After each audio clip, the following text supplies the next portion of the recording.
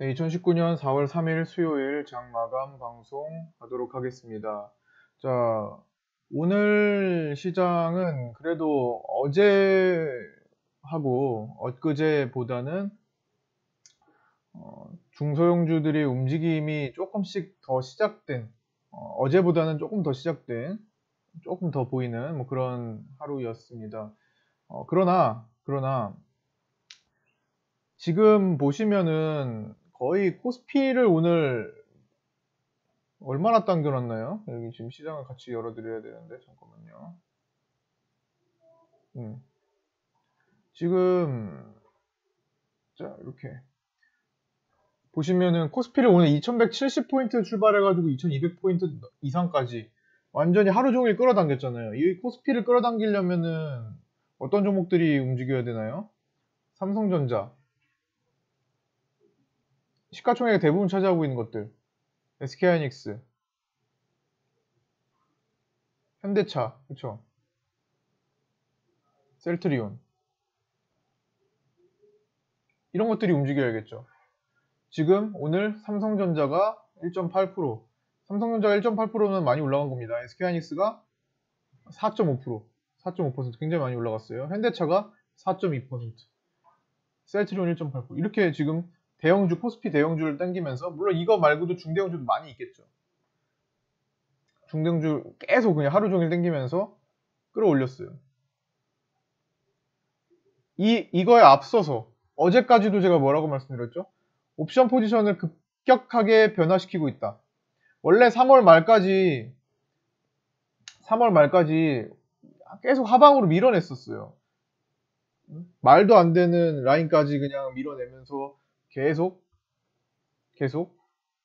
하락에 발을 하락 쪽으로 더 밀어줬습니다. 근데 감사보고서 시즌 끝나고 정확히 4월이 되면서 방향을 한 방에 틀어버렸어요. 오늘도 상방으로 2200포인트 이상, 2230포인트 라인에서 2260포인트 라인까지 끌어올리겠다라는 의지를 가진 물량 자금들을 투입하기 시작했습니다. 파생시장에서. 그러면서 현물도 끌어올리고 선물도 끌어올리고 다 지금 끌어올렸어요. 마찬가지로 코스닥은 지금 며칠째 이런 식으로 715포인트 그때 3일 전에 저점 찍은 날 있죠? 여기가 저점이다 라고 말씀드렸던 715날, 715를 미리 기다리라고까지도 말씀드렸던 내려올 때 715 라인을 저점을 찍고 3일째 올라왔는데 어떻게 올라왔냐면 당일은 이렇게 올라왔고 그 다음날은 일단 올리고 횡보, 그 다음에 올리고 횡보, 오늘도 올려놓고 횡보, 그쵸? 이런 식으로 계단 상승을 보였어요. 그러면 이 구간 동안 어때요? 대형주로 먼저 자리를 잡아놓고 대형주 먼저 자리를 잡아놓고 나머지 계속 횡보장입니다. 중소형주를 일반적으로 3월 달에 들어가서 3월 이제 마지막 주에 돈을 다 쓰시라고 말씀드렸던 있는 돈 진짜 남기지 않고 다 쓰시라고 말씀드렸던 3월 마지막 주 즉 저점 라인에서 샀던 종목들은 이런 기간 거쳐가는 동안 잠잠할 수가 있어요. 뭐, 개중에는 조금씩 올라오는 것도, 서서히 올라오는, 서서히. 그러니까 시장은 대형주로 먼저 만들기 때문에 대형주가 아닌 종목들은 천천히 나중을 위해 키 맞추기 위해 천천히 그냥 거래 없이 움직입니다. 그러다가 때가 된 종목들은 튀어오르고요. 때가 된 종목들 튀어오르고, 순차적으로. 가만히 있던 종목들 계속 올라올 수 있다고 말씀드렸고, 오늘 같은 경우는 칩셋 미디어가 대표적인 종목이었고요. 가만히 있으면은 알아서 올려줄 종목들인데, 알아서 급등시켜서 키 맞추기 될 종목들인데, 굳이 팔아야 될 이유를 못 느끼는 거죠. 굳이 저거를 옮겨가서 혹시나 떨어질지도 모르는 고점에 달려들어가지고, 오늘 코아스템 고점처럼 혹시나 저렇게 될 수도 있는 종목의 고점을 달려드는 그런 우를 범할 필요까지는 없어요.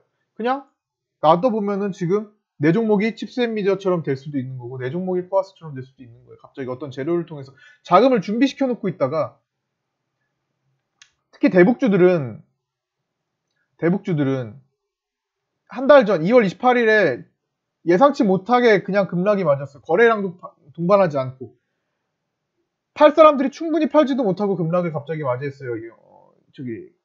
협상 결렬 때문에. 그런 상태에서 빅텍 이리저리 막 움직이던 그 3월 한 달을 시장 하락기를 겪고 나서 이제서야 하나씩 터지기 시작합니다. 자금을 준비해 놓고 이거 다시 원위치 시켜야 되는데 자금을 준비해 놓고 대기한 상태로 있다가 어디 놀러 갔거나 대기한 상태로 있다가 어제 DMZ 평화공항 얘기 나오면서 대통령 얘기했죠? 이런 재료가 나올 때 그냥 그 자금 준비된 자금 써버린다 한 방에. 얘만 나올까요? 얘만 나오고 끝날 것 같아요? 대북주? 아니요. 철도 얘기 나오겠죠 이제. 비료 얘기도 나오겠죠. 광물 자원 관련 얘기 나오겠죠. 원전 얘기도 나오겠죠. 다 나올 거란 말이에요. 도로, 가스관 다 나오겠죠. 순차적으로. 근데 오늘 이거 올랐으니까 이거 옮겨가고 오늘 이거 올랐으니까 이거 옮겨가고 이럴 필요가 지금 없잖아요. 자연스럽게 지금 순서가 되면 한 방씩 뜰 준비를 하고 있고 지금 그렇게 보여지는 종목들이 많이 있는데 아둥바둥할 필요가 없어요. 지금 그냥 차분히 직장인분들은 본업에 열심히 하시면서 조금 기다릴 타이밍이에요. 알아서 올라오고 있잖아요. 지금 서서히 종목들 평균적으로 3월 시장 겪은 것들도 알아서 올라오고 있고 새로 들어간 거 3월 마지막 주까지 돈을 꽉 채워놨기 때문에 사실 새로 들어간 게 3월 마지막 주가 다예요. 3월 마지막 주에 산 게 다잖아요. 거기까지가 산 게. 시장 저점 찍을 라인에서 미리 다 사놨으니까 더 이상 돈을 좀 만 원도 남기지 말고 사라고 말씀드렸으니까 이거 돈을 지금 있는 게 지금은 없어야 돼요 돈이. 그러고서 지금 시장 포인트 올라오는 거 보세요. 715를 찍던 그날 기준으로 그 주에 통합으로 감사보고서 마지막 주에 있는 돈 다 끌어쓰시라고. 그러니까 지금 뭐 새롭게 뭐 할 건 없어요. 그냥 그때 샀던 관점에서 보유할 거 그냥 좀 보유하고 계시면 됩니다. 순차적으로 움직이고. 그게 신규 종목이고 그래봐야 얼마나 지났어요. 그래봐야 일주일도 안 지났죠. 그래봐야 오래 지나지 않았습니다. 그럼 그거 기다려보시고 아마 옵션 만기일까지는 뭐 큰 차이 없을 것 같아요. 다음 주 목요일까지는 지금과 같은 흐름 개 중에는 먼저 올라오는 거 매도되고 수익 내고 또 교체하고 할 겁니다. 그러나 큰 틀은 변하지 않을 것 같아요. 왜냐하면 일단 옵션 포지션이 지금 상태를 유지한다면 마지막에 또 다음 주에 또 어떻게 변할지 모르겠지만 일단 지금으로서는 일단 현재 상태를 크게 벗어나지 않는다는 것을 예상할 수는 있어요. 물론 코스닥이 저항대에 직면하긴 했습니다. 오늘 코스피도 너무 무리하게 땡겨서 2200포인트까지 일단 올려놓으려고 했던 의지 같은데 결국에는 옵션 2230에서 60이잖아요? 말씀드린 여기 라인이에요. 더 올라갈 수 있어요. 아직 시간이 있잖아요. 그리고 무리하게 올렸으면 조정을 거치기도 합니다. 특히 코스닥은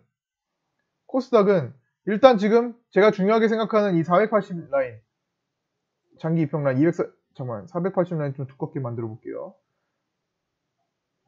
자, 지금 여기에 지난번에 이 라인 기점으로 움직이던 라인, 그쵸? 여기서 밀렸다가 떨어졌던 그 라인을 지금 또다시 머리에 두고 있습니다.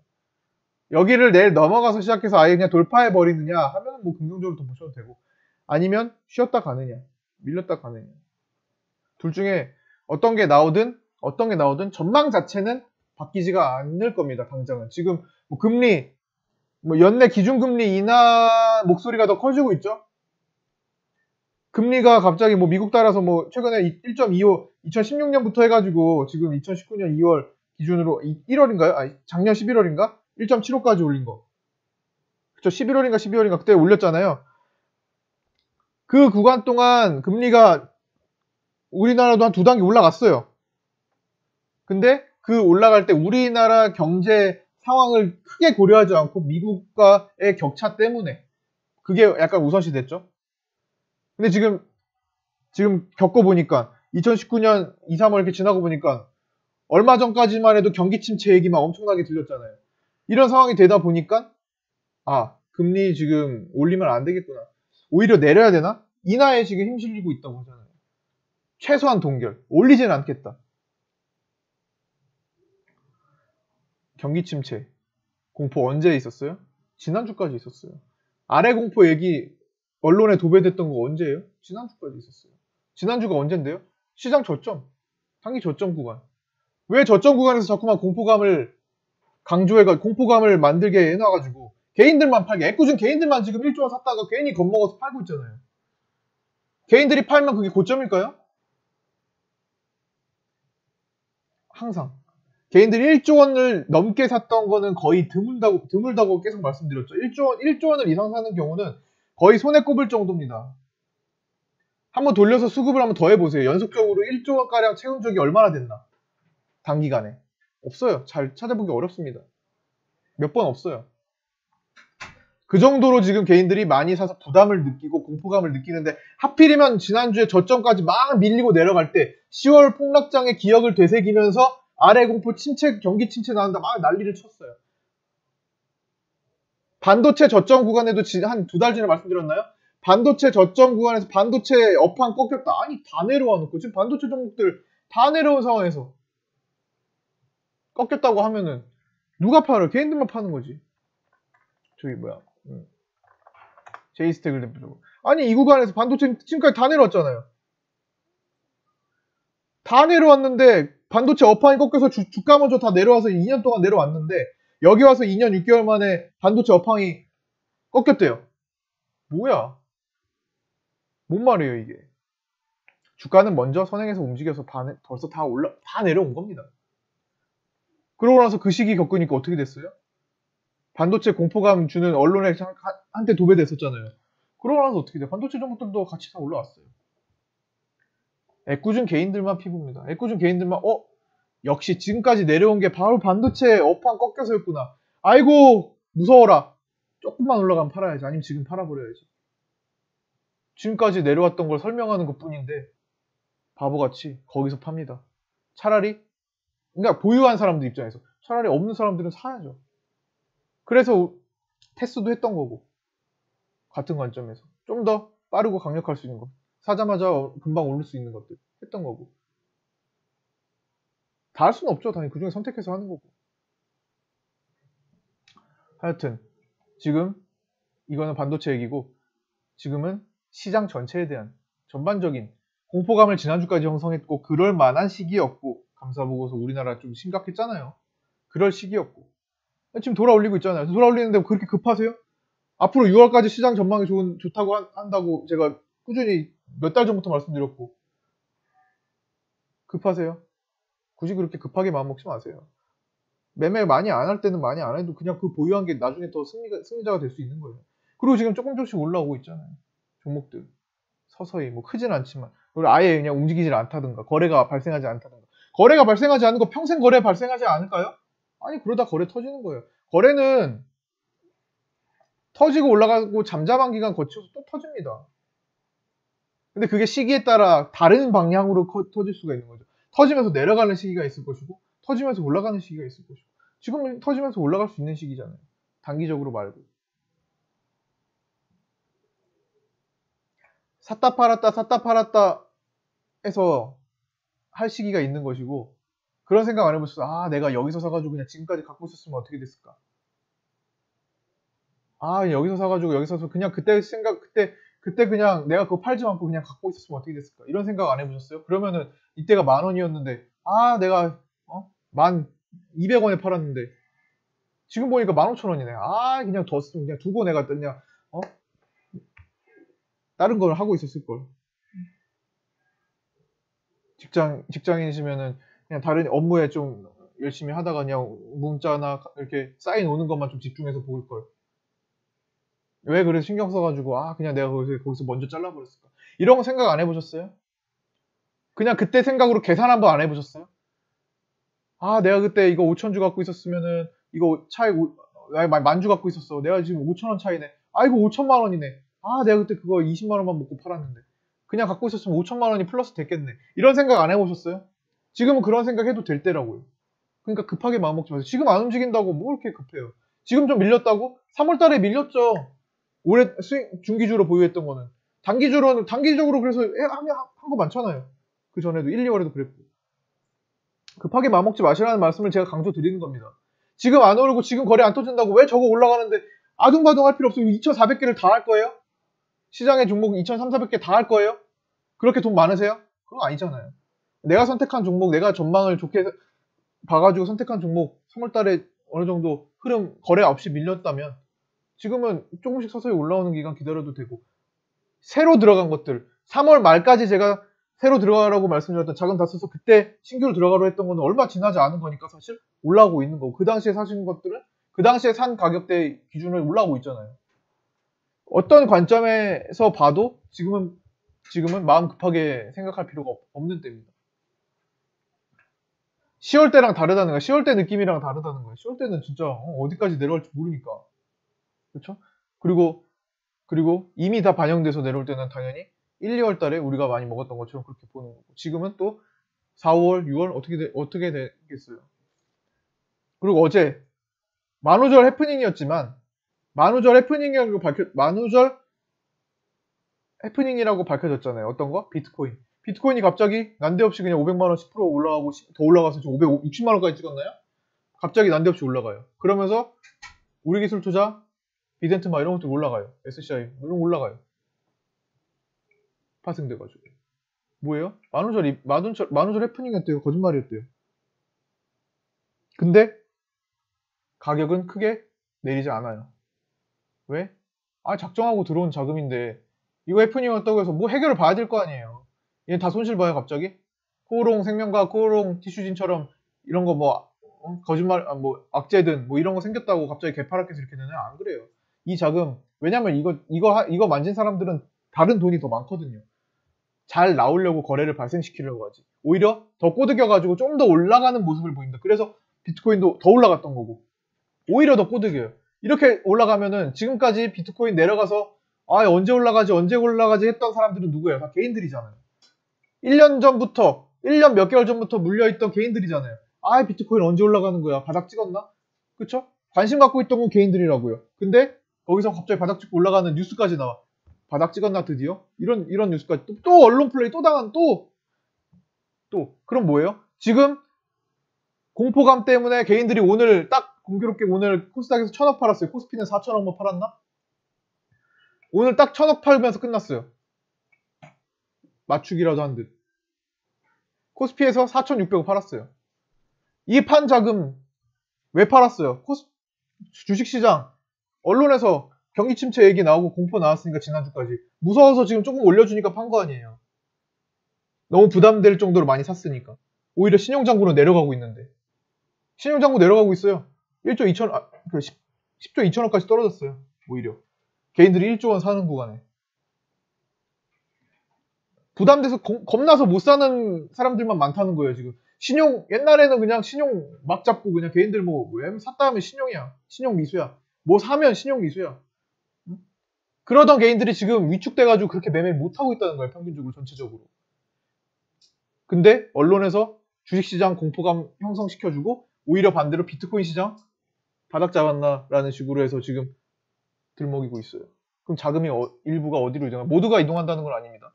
관심을 갖고 있던 개인 투자자, 거기를 주목하고 있던 개인 투자자들이 자연스럽게 이동을 한다는 겁니다. 예를 들어 지금 1000억 팔아가지고 200~300억이라도 1~200억이라도 이동한다는 겁니다. 그게 2017년 연말에도 나왔던 거고 어제 설명드렸잖아요.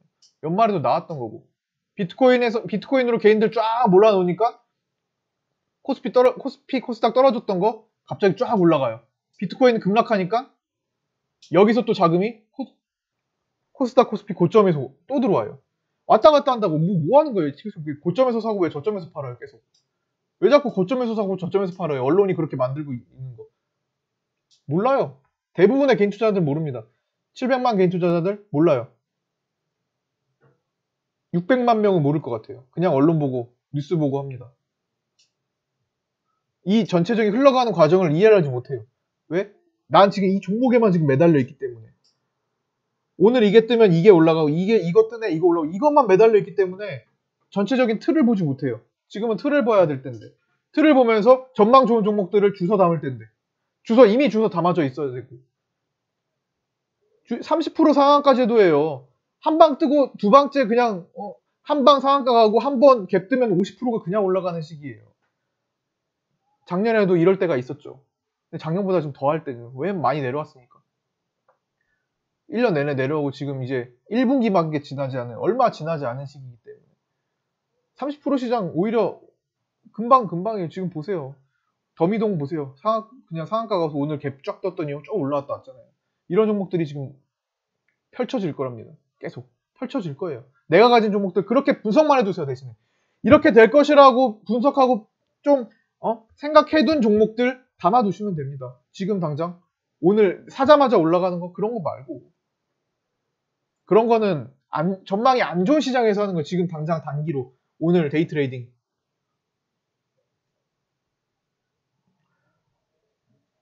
아시겠죠? 그러니까 지금 제가 지금 뭘 말씀드리려고 하는 거면, 지금 내 거 급등 나오는 거 기다릴 때라는 겁니다.